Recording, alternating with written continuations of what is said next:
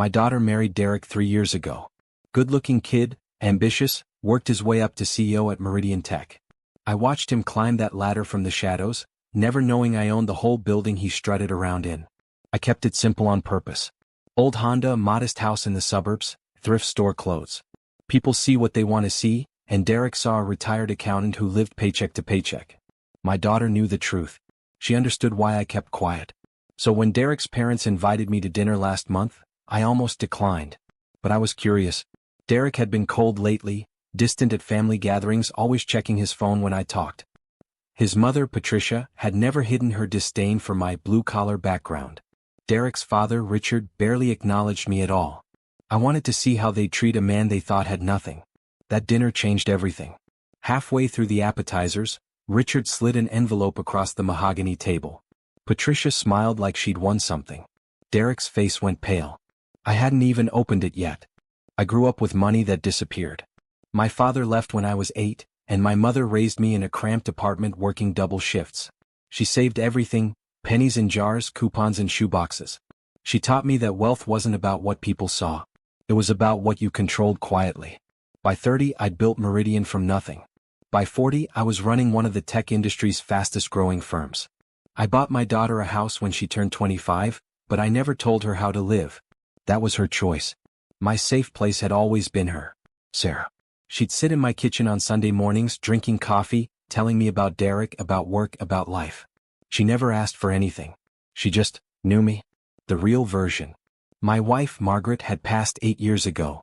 She was the only other person who understood why I lived small despite having everything. "You're not hiding from success," she'd said once. "You're protecting yourself from people who'd love you for the wrong reasons." That's why I came to this dinner. I needed to know if Derek was one of those people. The envelope sat there, unopened. Derek's hands were shaking. "What is this?" I asked, keeping my voice flat. Richard leaned back in his chair like he'd just closed a major deal. "A job offer. Better than what you're doing now. We have connections, Tom. Real connections. Derek mentioned you were between things." Between things. I'd been retired for 2 years by choice. Patricia cut into her salmon. "It's middle management at Richard's firm. Decent salary.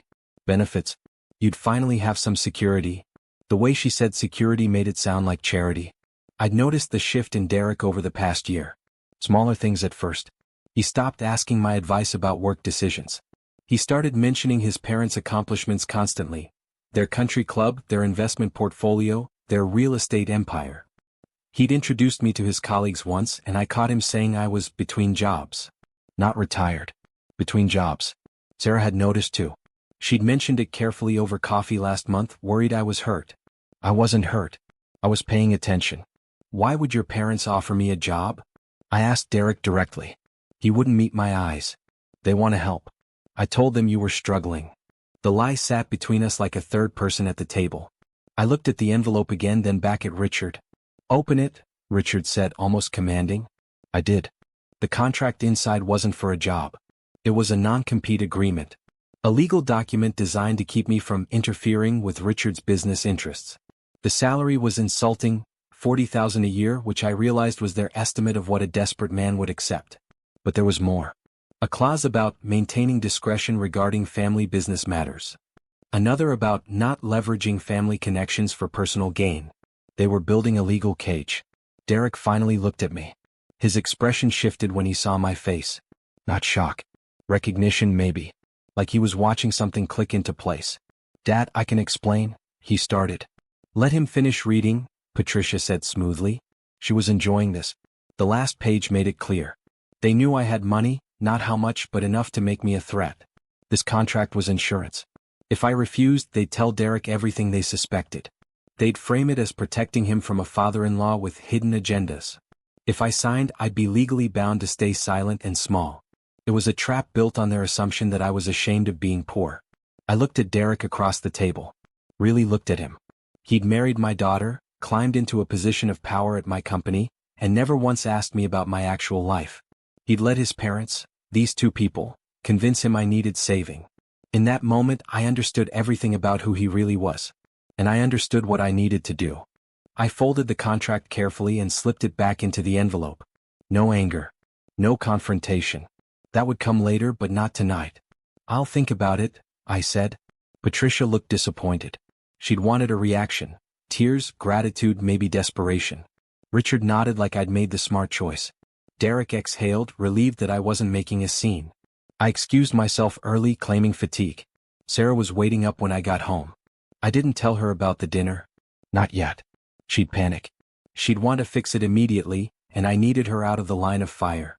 Instead, I called my lawyer the next morning. Marcus had been handling my affairs for 15 years. I asked him to pull every document related to Derek's employment contract, his compensation package, his access to company systems, and his knowledge of the business structure. Then I called my office. I told my assistant I'd be coming in Monday morning and that I needed the board meeting moved up by a week. For 3 days I moved carefully. I reviewed Derek's work, his decisions, his communications, his relationships with key clients. I found what I suspected I'd find. He'd been leveraging his position to pitch side deals to Richard's firm. Small things easily deniable, but systematic, deliberate. He wasn't just ungrateful. He was corrupt. I sat in my car in the parking garage of my own building, watching employees stream in and out, and I realized Derek had made his choice long before that dinner. Now I had to make mine. Sarah called me Wednesday afternoon. Her voice was tight. Derek's acting strange. He keeps asking if you said anything to me about the dinner. He's nervous about something. I told her to come over. When she arrived, I made tea and we sat at the kitchen table, the same table where she told me about her life for 3 years. Your husband has been running unauthorized business deals using Meridian's client list, I said quietly. He's been pitching them to your grandfather-in-law without disclosing the conflict. It's textbook breach of fiduciary duty. Sarah's face went white. How do you? I own the company, sweetheart. I've always owned it. She didn't react the way I expected. No shock about the money. Just understanding, like something she'd always suspected suddenly made sense. Then anger. At Derek. At herself for not seeing it sooner. What are you going to do? She asked. What do you want me to do? She was quiet for a long time. I could see her working through it. The marriage, the betrayal, the humiliation of being married to someone willing to steal from her own father. The legal thing, she finally said. Whatever that is. I nodded. It's going to be ugly. They're going to come at us hard. Richard will lawyer up. Derek will probably try to manipulate you. I know, she said. But you raised me better than to let this slide. I reached across the table and squeezed her hand. That's when I knew how I'd handle the rest. Monday morning, I called an emergency board meeting. Marcus was there. The 3 board members who actually knew my identity were there. Derek wasn't invited. I laid out the evidence. The client communications, the unauthorized deals, the financial transfers. It was airtight. The board voted unanimously to launch a formal investigation and suspend Derek pending its outcome. I had security escort him from the building at noon. He called me 47 times that day. I didn't answer. His parents called Sarah, threatening legal action, claiming I was sabotaging a family member out of spite. Richard even tried to leverage his connection to the mayor's office, something that meant nothing to me but clearly meant everything to him. Derek showed up at my house Tuesday night. I let him in. He was hollowed out, desperate. I don't understand. I worked hard. I earned my position. You earned it, I said. Then you stole from the people who trusted you. My dad said you were going to. Your dad used you. And you let him. I sat down across from him. You married my daughter. You never once asked me who I really was. You just assumed. Then you let your parents tell you who I should be. He tried to explain, to negotiate, to make me see his side. I listened without interrupting. When he finished, I walked him to the door. The legal process will move forward, I said. My lawyers will be in touch. He left knowing I meant it. The divorce took 6 months. Derek's lawyers fought hard, but the evidence was undeniable.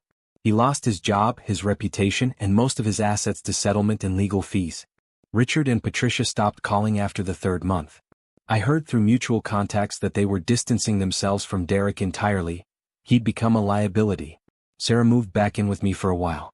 We didn't talk much about it. We just existed together, rebuilding what had broken. I promoted my COO to CEO. Smart woman, ethical, hungry to build something real. The company moved forward without missing a beat. 3 months after the divorce was finalized, Sarah sat in my kitchen with a man named Michael. He was a teacher, nothing flashy, genuinely interested in hearing about my life. I watched them together and saw something I hadn't seen with Derek: actual respect. Curiosity about who people really were. I didn't tell Michael I owned a company. I told him I was retired and lived simply because that's who I was. He seemed to think that was just fine. Sarah eventually asked why I'd kept the business secret from her for so long. I told her the truth. I'd been waiting to see who she'd choose when she knew me completely. It turned out Derek had chosen a version of me that didn't exist. That wasn't her fault. Some lessons cost money to learn. Some cost more. I'd paid both prices. I'd learned who mattered and who was just passing through. That was worth everything.